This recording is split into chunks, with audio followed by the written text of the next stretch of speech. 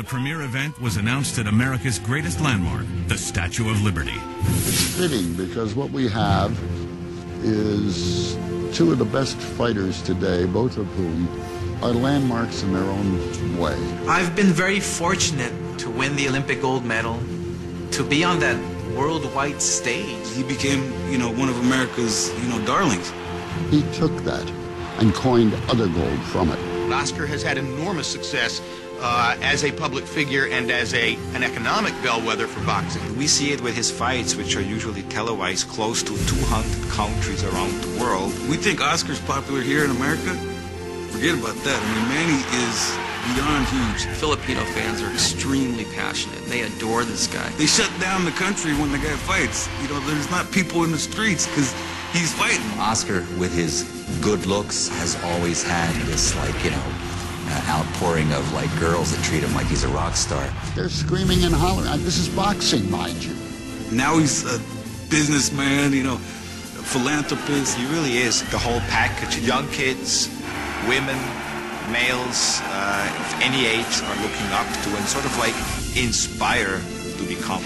And Pacquiao has the same appeal because he's just this lovable guy that you want to be around. They gave me more inspiration and determination to train hard and to do my best to win the fight. They've both been huge successes, and they're both good people, and they both care about, more than themselves. Maybe the stars have aligned in a way for the stars to fight each other.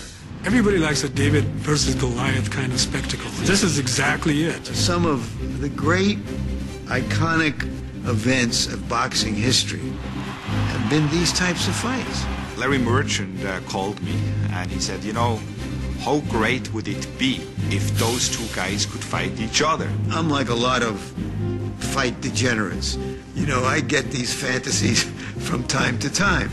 We started talking and making the case, and Aram said, yes. Why not see if a smaller, faster, fresher fighter can fight a bigger fighter who, admittedly, he has the biggest punch. These are the type of fights where you only play on a video game, where you can match us up, Oscar against Manny, and see who wins. Well, now it's becoming a reality. Well, it's a dream match because we know Oscar De La Hoya is a legendary superstar. But to see it actually happen, come together, was a nice surprise. Weight and size are critical to this fight as the smaller Pacquiao moves up 2 weight classes and De La Hoya goes down to 147 pounds. Oscar hasn't fought at 147 in so many years. I've been training now for the last few months, so I can slowly but surely lose the weight right. If he's dehydrated, if he has to push himself those last couple of weeks to get off those last 5 pounds, it could affect him in the fight. He lost a lot of that power when he went up to 154 and 160. So this is a great weight for him.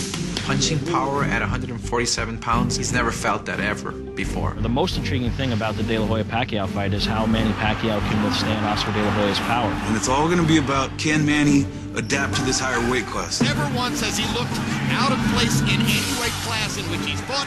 The body just keeps getting better and better. For me, of course, I don't have a problem with my weight, still faster. I think the key is going to be his punch, whether it's effective as he wants to be at 147 against Oscar, a bigger fighter. I don't think that size wins this fight. Speed wins this fight. Manny is quicker.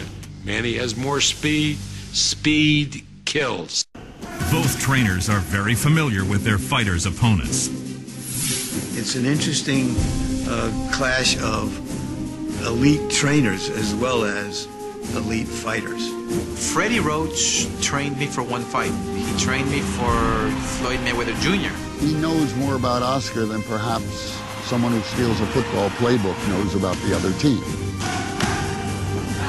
In the training camp, in the fight, I don't think Freddie Roach saw the best in me.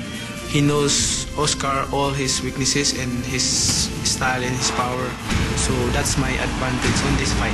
Freddie said some very critical things about Oscar since they parted ways after that fight. Sorry, Oscar, but I think we're going to knock you out. After all those comments, they woke up the giant. De La Hoya hopes the legendary trainer Nacho Beristain will give him the edge in this battle.